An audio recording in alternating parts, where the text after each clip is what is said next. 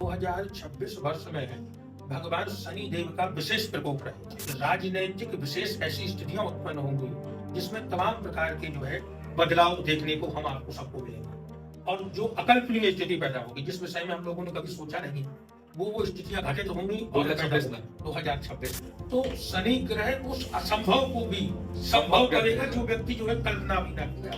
ज्योतिष के अनुसार 2026 का वर्ष सन 2000 ईस्वी के बाद का सबसे दिव्य व अलौकिक वर्ष है। अच्छा, जैसे मैं आपसे जो सवाल पूछूं, ये तुम्हारी एक्टिविटी जो कर रहे हैं आप, हाँ। जो बैठे हैं जैसे हमसे वक्तव्य कर रहे हैं तो बिल्कुल अवश्य आपकी कुंडली में बुध बहुत मजबूत है। अच्छा, अगर आपका बुध स्ट्रॉन्ग नहीं होता कुंडली में तो आपके अंदर ये बोलने की कला, ये प्रदर्शन करने की कला, एक अपना पक्ष रखने का हुनर, एक आपको ये सारी चीजें जो आप आज हम देख पा रहे हैं ये बिना बुध के प्रभाव के हो पाना असंभव है। नमस्कार दोस्तों, स्वागत है आपका बातों का सफर चैनल पर, जहां पर ऐसी कहानियों को लेके आता हूं मैं जो अनकही थी और अब कही जाने वाली है। आज के जो हमारे मुख्य अतिथि हैं उनका नाम है ज्योतिषाचार्य श्री प्रमोद गौरव जी महाराज।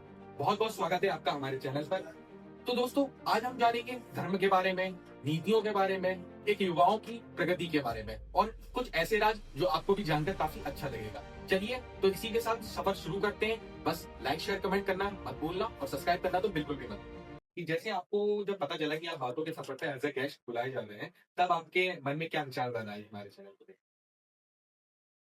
मुझे प्रथम ये जब जानकारी हुई कि बातों का सफर, ये शब्दों का चयन जो है वो एक श्रुति बनाई हुई है तो वास्तविकता में बहुत दिव्य और अलौकिक नाम रखा है बातों का। क्योंकि बोली एक अमोल है जो कोई बोले जान वो हिये तराजू तौल के जब मुख बाहर आ।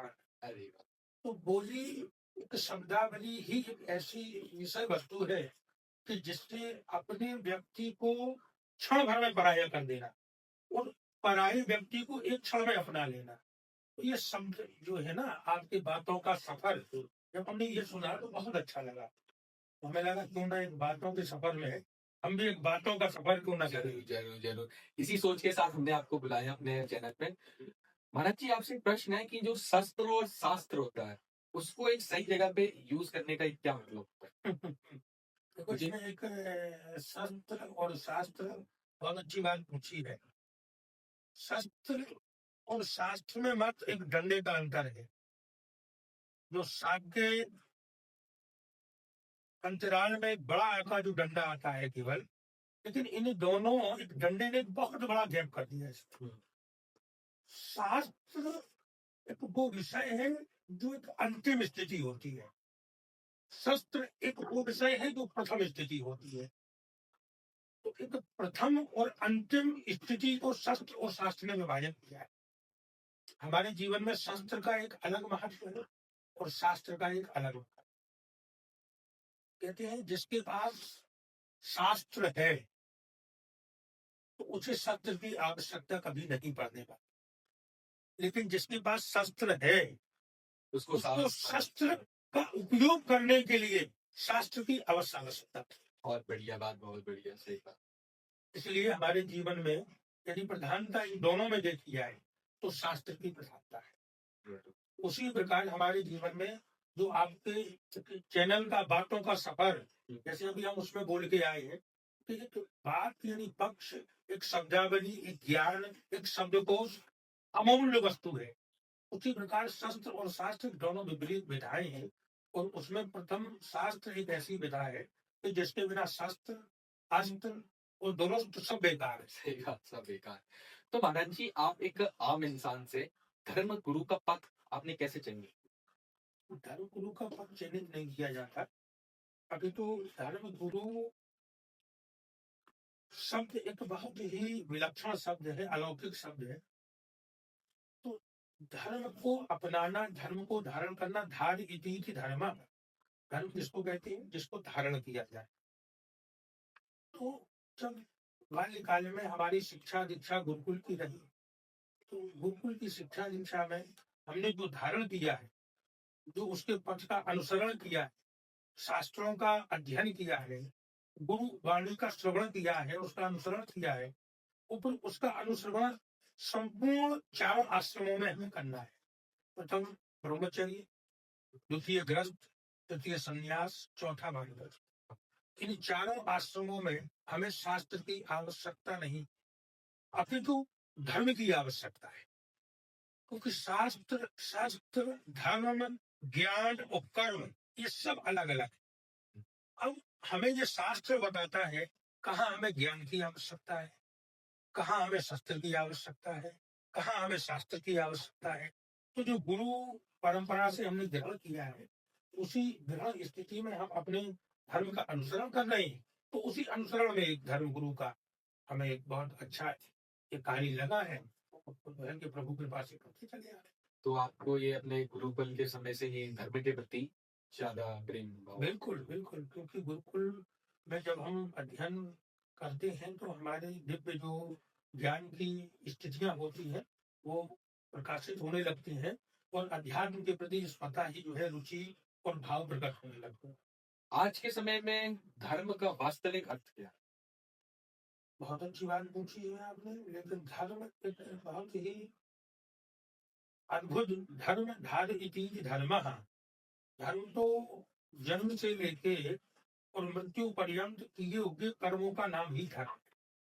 अब उसको हम शास्त्र के बताए हुए अनुसरण के अनुसार यदि हम करते हैं तो वो धर्म है, और यदि उसको हम अपनी रुचि से करते हैं तो वो अधर्म है।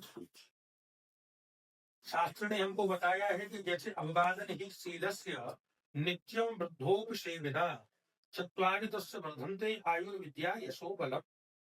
हम अपने से बड़ों का अभिवादन करते हैं, चरण बंदन करते हैं, प्रणाम करते हैं, उनका जो आशीष ग्रहण करते हैं, तो हमारी चार चीजों की वृद्धि होती है: आयु, विद्या, यश और बल। ये हमें धर्म ने सिखाया, हमारे प्रमाणतः शास्त्रों ने हमें सिखाया, तो हम ऐसा करते चले आ रहे हैं। अब हम उसको ना करें तो वो अधर्म हो गया, हम अपने पद से च्युत हो गए। तो यदि शास्त्र के, बुजुर्गों के, महापुरुषों के बताए हुए मार्ग का अनुसरण कर रहे हैं, उसको हम धारण कर रहे हैं, उसी पथ पे हम चल रहे हैं, वही धर्म है। तो जो हमारे ऋषियों ने, महर्षियों ने, संतों ने, गुरुओं ने, शास्त्रों ने जो हमें बताया है, उसका अनुसरण ही धर्म है, और उसका अनुसरण जो नहीं कर रहे वही अधर्म है। जैसे आपने अभी शस्त्र और शास्त्र के बारे में बताया, जी और आपने ये भी बोला कि शस्त्र वाले को शास्त्र की जरूरत पड़ती है, बिल्कुल, पर शास्त्र वाले को शस्त्र की जरूरत नहीं नहीं पड़ती। पड़ती। तो उसी तरह से अगर एक विद्यार्थी को अगर अपनी पढ़ाई के लक्ष्य के प्रति कुछ कार्य करना है, तो उसको किन चीजों का ध्यान रखना चाहिए?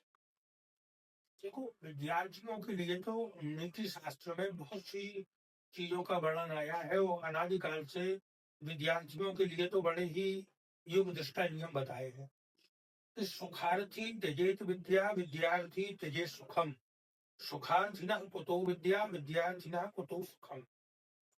विद्या ग्रहण करना एक सबसे बड़ा कर्तव्य है, और ये बड़ा ही दिव्य और अलौकिक क्षण होता है, क्योंकि छात्र को सबसे ज्यादा उसका धर्म, उसका कर्म, उसका तप, उसका ज्ञान, उसकी पूजा केवल उसका अध्ययन अध्यापन ही है।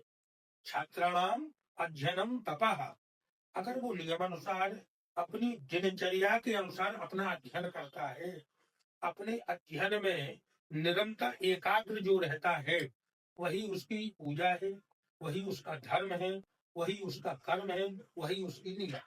तो छात्रों को सबसे पहले क्या करना चाहिए कि अपने अध्ययन में क्षण मात्र भी व्यर्थ समय को नहीं गंवाना चाहिए।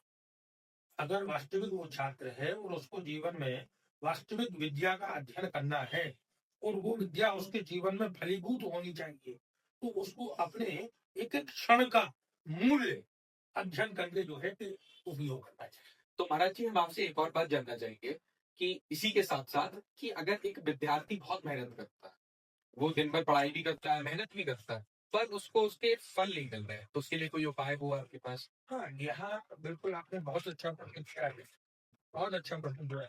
यदि वो वास्तविक अपनी नियमानुसार, दिनचर्या अनुसार मेहनत करता है, अध्ययन करता है, और उस अध्ययन का उसको फल नहीं मिल रहा है, तो कहीं ना कहीं भाग्य में एक दोष बनता है, प्रारब्ध में दोष बनता है, पूर्व कर्म दोष युक्त माना जाता है। तो उसके लिए 100% भगवान सूर्य की उपासना करनी चाहिए। भगवान सूर्य की उपासना से, भगवान शिव की उपासना से अवश्य ही उसकी विद्या फलीभूत हो जाती है और उसको सफलता प्राप्त हो। महाराज जी, भाग्य और कर्म में क्या अंतर है? देखिए, कर्म जो होता है जैसे रेलगाड़ी का एक इंजन होता है, वो बाकी डिब्बे होते हैं। तो भाग्य जो होता है वो डिब्बों की तरह है, और कर्म जो होता है वो इंजन की तरह है। तो हमें विशेष करके कर्म पे ध्यान देना चाहिए।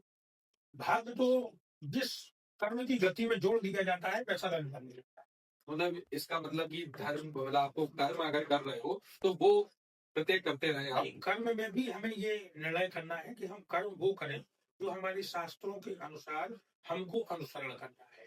तो वो शास्त्र के अनुसार कर्म करने की वो ज्ञान कहाँ से प्राप्त होगा? नहीं, शास्त्र में ज्ञान प्राप्त नहीं करना है। जो हमारे महापुरुषों ने, बुजुर्गों ने, जो हमारी परंपरा के अनुसार, जो हमारी जो है कि सनातन संस्कृति के अनुसार जिन चीजों को हमने ग्रहण किया है, यदि हम उनका ही अच्छा सा पालन करें तो फिर हमें अतिरिक्त कहीं कुछ प्राप्त करने की आवश्यकता नहीं पड़ती है।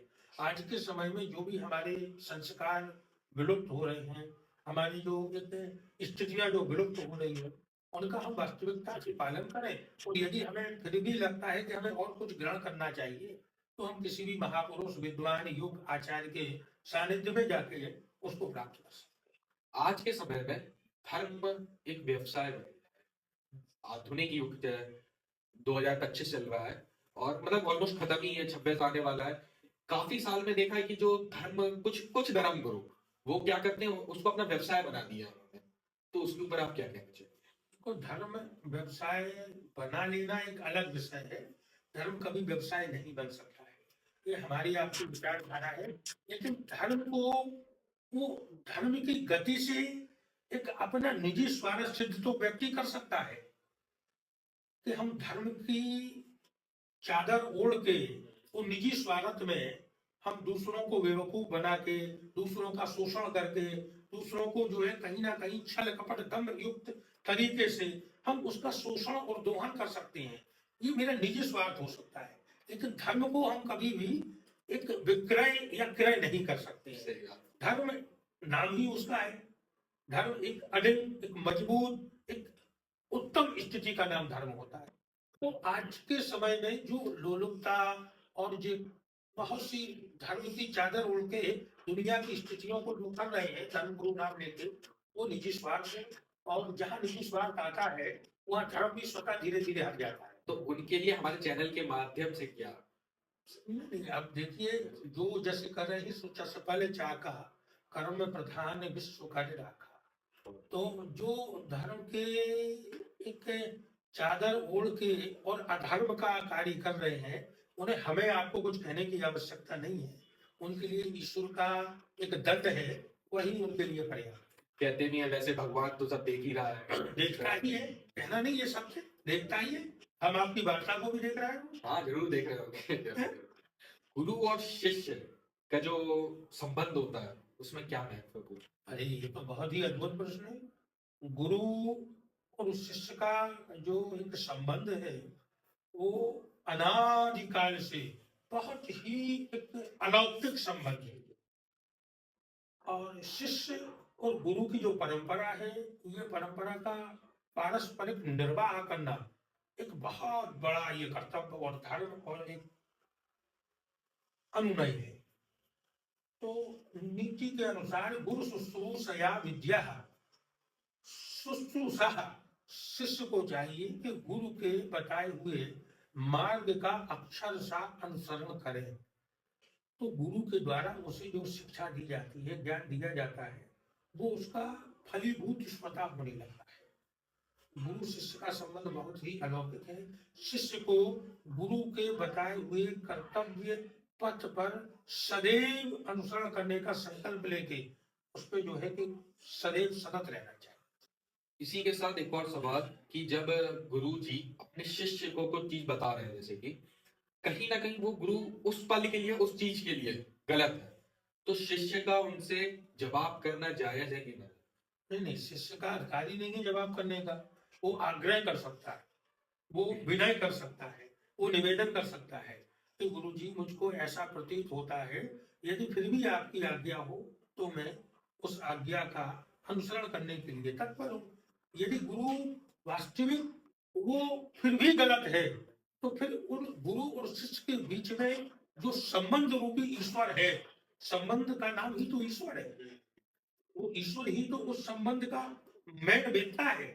तो फिर वहां ईश्वर जो दोषी होता है उसको दंड देने के लिए ईश्वर है, वो गुरु को स्वतः दंड देगा और शिष्य के लिए परमात्मा स्वयं गुरु रूप धारण कर लेगा। तो वहां शिष्य को कुछ नहीं करना है, वहां तो शिष्य को तो अपने कर्तव्य का, गुरु आज्ञा का पालन करना है। ऐसे शास्त्रों में बहुत से उदाहरण भी, ऐसे बहुत से शास्त्रों में उदाहरण है कि गुरु के मार्ग में शिष्य ने कई बार अवरोध चेष्टा डालने की कोशिश की, लेकिन शिष्य जो है कि गुरु के हिसाब से ईश्वर ने उनको गुरु रूप का दर्शन दिया और दर्शन देने के बाद शिष्य की जो तदगति है वो पूर्ण थी। आपकी एक पेपर की आर्टिकल की कटिंग आई थी मेरे पास, तो उसमें लिखा था कि 2026 में कुछ ऐसे ग्रहों का झोल होगा या तो चेंजमेंट होगी, तो उस हिसाब से ना तख्ता पलट हो सकता है। उसके ऊपर आप क्या बताएं? नहीं, ये आपने बहुत अच्छी बात कही। 2026 जो है ये वास्तविक ग्रहों के अनुसार जो गति होती है ग्रहों की, वो 2026 वर्ष में भगवान शनि देव का विशेष प्रकोप रहेगा, शनि देव का। तो इसमें कुछ राजनैतिक विशेष ऐसी स्थितियां उत्पन्न होंगी जिसमें तमाम प्रकार के जो है बदलाव देखने को हम आपको सबको मिलेंगे, और जो अकल्पनीय स्थिति पैदा होगी जिस विषय में हम लोगों ने कभी सोचा नहीं, वो स्थितियां घटित होंगी 2026 में। आप हम जिस विषय को सोचते हैं कि ऐसा असंभव है, तो शनि ग्रह उस असंभव को भी संभव करेगा जो व्यक्ति जो है कल्पना भी ना किया हो। तो 2026 वास्तविक ज्योतिष के दृष्टिकोण से बहुत ही अद्भुत है और बहुत ही फलीभूत है। जिन जिन के लिए शनि लाभदायी होगा वो व्यक्ति तो बहुत ही उच्च शिखर तक पहुंचे। ज्योतिष के अनुसार 2026 का वर्ष सन 2000 ईस्वी के बाद का सबसे दिव्य व अलौकिक वर्ष होगा। महाराज जी, जैसे 2025 में काफी दुर्घटना हुई है, तो क्या 2026 में भी ऐसी दुर्घटना नहीं, ये 2026 विशेष दुर्घटना कारक नहीं है, लेकिन 2026 में बदलाव बहुत से देखने को मिलेंगे, बदलाव बहुत से अलौकिक बदलाव देखने को मिलेंगे, न कि प्रदेश में अपितु संपूर्ण देश में। संपूर्ण देश जी। तो महाराज जी, आप कुंडली विशेषज्ञ हैं, तो उसके तहत कुंडली विशेषज्ञ में आपको कुंडली के बारे में ऐसा क्या जानकारी है जिससे आप उसमें आप विशेषता प्राप्त की है? देखो, हम आपको बता दें कि 4 वेद, 6 शास्त्र, 18 पुराण ये भगवान वेद व्यास जी द्वारा विरचित हैं, और इसी क्रम में आज ये सारी हम लोगों की जो विधा परंपरा धर्म सारा जो है कि चला। तो 6 शास्त्रों में जो एक शास्त्र है ज्योतिष शास्त्र, ज्योतिषम चाक्षुषी। ज्योतिष शास्त्र जो है वो चक्षु है, दर्पण है।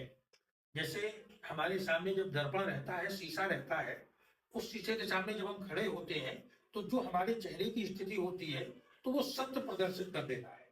शीशा कभी असत्य बोलता है? नहीं नहीं नहीं, बिल्कुल, बस रूप बदल देता है। वो तो हमारा जैसा होगा रूप वो बता देगा, लेकिन शीशा वही बताएगा जो हमारे चेहरे पे होगा। वैसे ही ज्योतिष शास्त्र है, ज्योतिषम चाक्षुषी। इसमें आप ज्योतिष में 9 ग्रहों का संपूर्ण जो है विधान है। कौन से 9 ग्रह होते हैं? हाँ, ज्योतिष शास्त्र में सूर्य, चंद्र, भौम, बुध, गुरु, शुक्र, शनि, राहु, केतु, ये 9 ग्रहों पे संपूर्ण ज्योतिष आधारित है।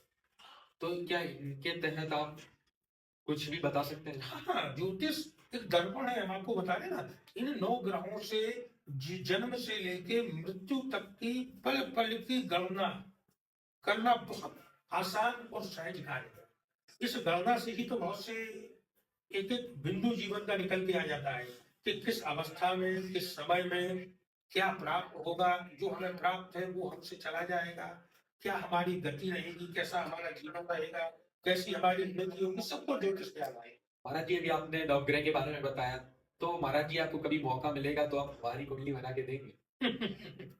बिल्कुल अवश्य। जो है कि तुम्हारे जब ये बातों का सफर को तुमने रखा है अपने जो है कि पॉडकास्ट का नाम, और इसमें तुम्हारा जो हम अ, भाषा और शब्दावली, बोलने का जो तरीका, ये भी ग्रहों पे आधारित है। अच्छा, जैसे मैं आपसे जो सवाल हाँ, पूछूं ये भी तुम्हारी ग्रह पे। एक्टिविटी जो कर रहे हैं आप, हाँ, जो बैठे हैं जैसे हमसे वक्तव्य कर रहे हैं, तो बिल्कुल अवश्य आपकी कुंडली में बुध बहुत मजबूत है। अच्छा, अगर आपका बुध स्ट्रांग नहीं होता कुंडली में, तो आपके अंदर ये बोलने की कला, ये प्रदर्शन करने की कला, एक अपना पक्ष रखने का हुनर, एक आपको ये सारी चीजें जो आप आज हम देख पा रहे हैं, ये बिना बुध के प्रभाव के हो पाना असंभव है।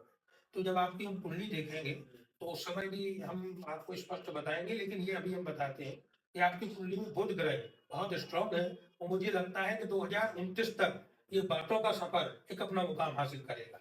बहुत बहुत धन्यवाद, आपने इतनी अच्छी बात बता दी। कम से कम एक समय सीमा तो पता चली कि ये बिल्कुल। कब तक सफलता हो अवश्य सकती है। 2029 तक आप एक मुकाम, दिव्य मुकाम हासिल करेंगे।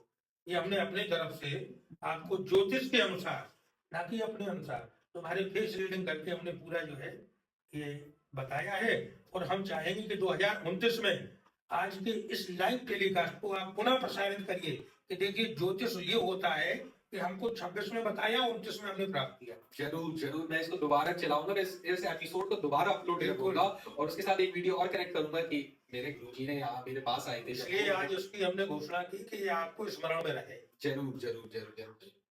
महाराज जी, काफी लोग होते हैं जिनको सफलता मिल जाती है, उसके बाद उनके अंदर अभिमान आ जाता है। तो वो जो अभिमान आता है वो किस वजह से आता है? अभिमान, एक सफलता और अभिमान, ये दोनों संबंध एक है। सफलता और अभिमान ये दोनों एक संबंध है। व्यक्ति को मान जब आ जाता है, मान, तो मान आने के बाद वो अपना संतुलन खो देता है। तो संतुलन जो होता है ना, तो तभी उसको ये मान आता है कि उसको पद का मान हो गया, धन का मान हो गया, रूप का मान हो गया, ज्ञान का मान हो गया, बल का मान हो गया। जब मान उसके अंदर प्रविष्ट होता है, तो अभी उपसर्ग उसमें लग जाता है, तो फिर वो उसमें मदान्ध हो जाता है, तभी उसका पतन होता है। और यदि व्यक्ति को कुछ प्राप्त होता है, उसमें नम्रता आ जाती है, मान हट जाता है, तो फिर उसका बल, तेज आदि आदि चीजें अपने आप वृद्धि करने लगती हैं, और वो सुयश को प्राप्त करता है। लेकिन ये कलयुग है, कलयुग में सुयश प्राप्त करना एक बहुत बड़ा चैलेंज है, और मान प्राप्त करना एक बहुत सरल विषय है। सरल विषय। इसलिए अधिकांश व्यक्तियों में मान पैदा होता है, और अन्य स्थिति पैदा होना बहुत ही दुर्लभ है। गुरुजी, धर्म के नाम पर राजनीति करना, उसके ऊपर आप- देखो, ये भैया कलकाल है, इसमें कलयुग में निज स्वार्थ के लिए, अपने स्वार्थ के लिए धर्म शब्द तो बहुत दूर हो गया, वो भगवान के नाम पे राजनीति करने के लिए तैयार हाँ, भगवान के नहीं करने के लिए तैयार नहीं, वो कर ही रहे, कर रहे हैं, कर ही रहे। कर रहे हैं। क्योंकि इसी का तो नाम कलयुग है कि झूठे ही लेना, झूठे ही देना, झूठे ही भोजन, झूठ चबेना, सारा झूठ पे आधारित है। पूरी दुनिया आपसे मतलब झूठ के बोल पे बिल्कुल। रहती है। ये तो धर्म के नाम पे नहीं, भगवान के नाम पे करने को तैयार है भैया। एक आम इंसान अपने रोजमर्रा में धर्म को लेकर कैसे चल सकता है? अगर नीति नाम कहते हैं, जो हमारे प्रेमानंद जी महाराज जी कहते हैं कि आप कुछ भी कार्य करें, नीति नाम जप करें, भगवान का राधा नाम जपने को कहते हैं। तो जैसे कि एक आम आदमी है, वो अपना काम कर रहा है, आम आदमी है, उसके पास टेंशन है, एंजाइटी है, डिप्रेशन है, तो भगवान नाम से क्या फर्क? ये भगवान नाम से फल नहीं मिलता है। भगवान तो एक वो सत्य और सात्विक नाम स्मरण चिंतन है कि उसके नाम मात्र से संपूर्ण फल मिल जाते हैं। लेकिन अगर गृहस्थ जीवन में किसी व्यक्ति को भगवत आराधन, अपने कर्तव्य का पालन, धर्म का अनुसरण यदि करना है, तो उसकी स्वयं की दिनचर्या, उसकी स्वयं की दिनचर्या बहुत ही फिक्स होना चाहिए। क्योंकि हमें सूर्योदय के पूर्व जागना ही जागना चाहिए। प्रभु, सूर्योदय के पूर्व प्रभु का चिंतन हमें करना ही करना चाहिए। हमें अपने धर्म का पालन करना ही करना चाहिए। यदि हम ये करते हैं, तो हमें अलग से कोई पूजा करने की आवश्यकता नहीं है। केवल हम अपने धर्म का पालन, कर्तव्य का पालन, ग्रस्त जीवन में रह के, छात्र जीवन में रह के, युवा जीवन में रह के हम करते रहें तो हमें अलग से कोई चीज करने की आवश्यकता नहीं है। एक विद्यार्थी को, जैसे कि अभी सर्दियां चल रही हैं, सूर्योदय के पहले उठना तो नामुमकिन है। क्यों नामुमकिन? कुछ नहीं है। नामुमकिन नहीं, कैसे विद्यार्थी, कुछ विद्यार्थियों के कुछ लिए। नहीं, किसी को नहीं। क्यों? अच्छा। सूर्योदय आज पहली बार हो रहा है, ये सदियों से होता चला आ रहा है, युगों युगों से होता चला आ रहा है।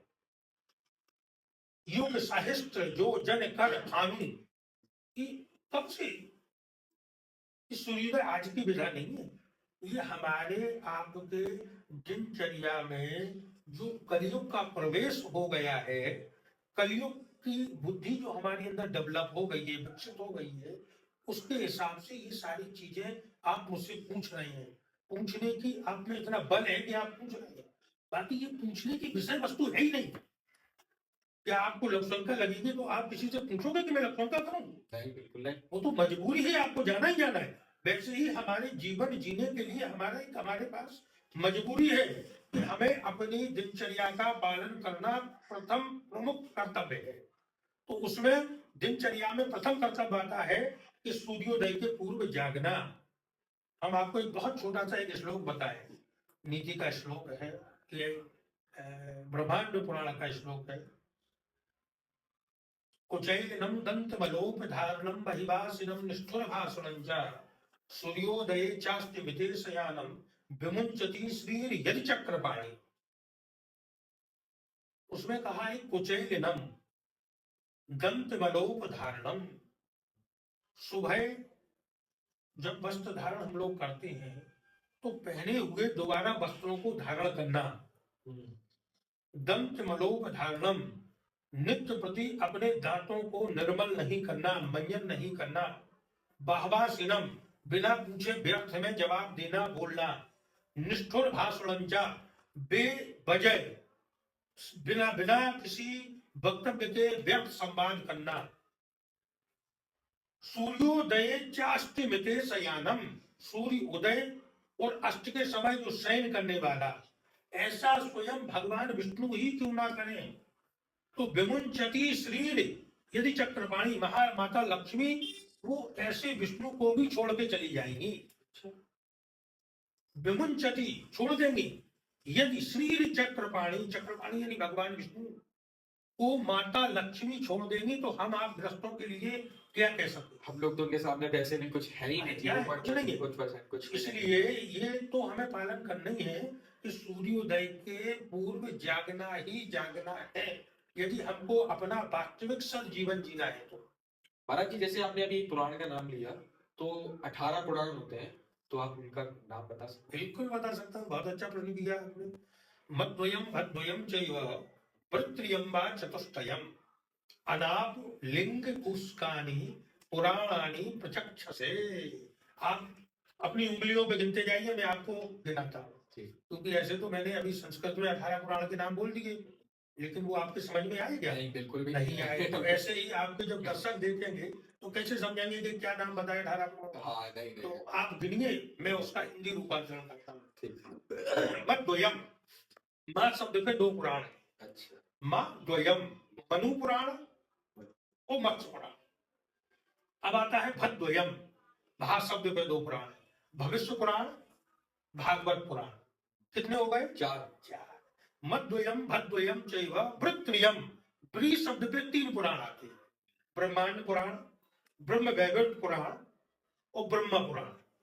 बा चतुष्टयम, बा शब्द में 4 पुराण आते हैं, वायु पुराण, वामन पुराण, बाराह पुराण और विष्णु पुराण। अनाप, आ शब्द में अग्नि पुराण, ना शब्द में नारद पुराण, पा शब्द में पद्म पुराण। अनाप लिंग, फिर आता है लिंग पुराण, कूर्म पुराण, पूषकानी गरुड़ पुराण, स्कंद पुराण, पुराणानी प्रचक्षसे। इस प्रकार 18 पुराण। अच्छा। 4 वेद होते हैं, सामवेद, अथर्ववेद, ऋग्वेद, यजुर्वेद। 6 शास्त्र होते हैं, व्याकरण, न्याय, मीमांसा, योग, वैशेषिक और सांख्य। क्या कृपा है हमारे ऊपर कि सारे पुराणों के नाम हमें नहीं पता, ये सारे नाम, जी। कुछ पुराणों के नाम तो पता है, वेद के सारे नाम पता थे, शास्त्रों के नाम नहीं पता थे, जो आज पता चल गए। जी। बहुत अच्छा आपने ये बता के किया। हमारे साथ जो जितने दर्शक देख रहे होंगे ना, जी। वो भी खुश हो रहे होंगे, चलो किसी बहाने हमें ये सब चीजें तो देखने और सुनने को पुराण मिलेंगी। नाम श्रवण मात्र से कल्याण है भैया। पुराण नाम श्रवण मात्र से कल्याण है। जैसे अष्ट चिरंजीवों के विषय में आप जानते होंगे। हाँ नाम सुना, सुना है या जानते हैं? सिर्फ सुना। सुना है नहीं, सुनने मात्र से नहीं, उनको जानना भी है। क्योंकि जो हमारे सनातन धर्म का बल है, ताकत है, ओज है, वो ये अष्ट चिरंजीवी ही है। जैसे ग्रहों में सूर्य, ऐसी देवों में अष्ट चिरंजीव प्रथम है। क्योंकि अश्वत्थामा बलिर्व्यासो हनुमानश्च विभीषणः कृपाचार्य परशुराम मार्कंडे अष्ट चिरंजीव। हम अपने जीवन और दिनचर्या की जब शुरुआत करते हैं, जब हम प्रातः काल बिस्तर का त्याग करते हैं, उस समय यदि हम इन अष्ट चिरंजीवों का स्मरण कर लें, तो दिन में कितनी से बड़ी दुर्घटना भी हमारे सामने से आगे निकल जाएगी, हमारा स्पर्श नहीं कर सकती। बड़ी से भयावह स्थिति हमको स्पर्श नहीं कर सकती अगर हम नित्य प्रति जागने के पूर्व इन अष्ट चिरंजीवों का स्मरण करते हैं। इसी तरह से अगर हम अष्ट चिरंजीवियों का स्मरण करते हैं, बिल्कुल। तो हमें कभी भी किसी प्रॉब्लम में नहीं, किसी समस्या का सामना कभी नहीं करना पड़ेगा। ये शास्त्र प्रमाणित बात नहीं है, ये जो है महापुरुषों की, शास्त्रों की भगवत आज्ञा वचन है। महाराज जी, जैसे आपने अष्ट चिरंजीवियों के नाम बताए हैं, मतलब अष्ट चिरंजीवी के बारे में बताया है, तो उनके नाम क्या है? बहुत ध्यान से आप सुने तो मैं दोबारा उसका उच्चारण करता हूँ, तो आपको हो सकता है समझ में आ जाए। अश्वत्थामा, अच्छा, अश्वत्थामा जी का। बलि व्यासो, व्यास जी, वेद व्यास, वेद व्यास जी।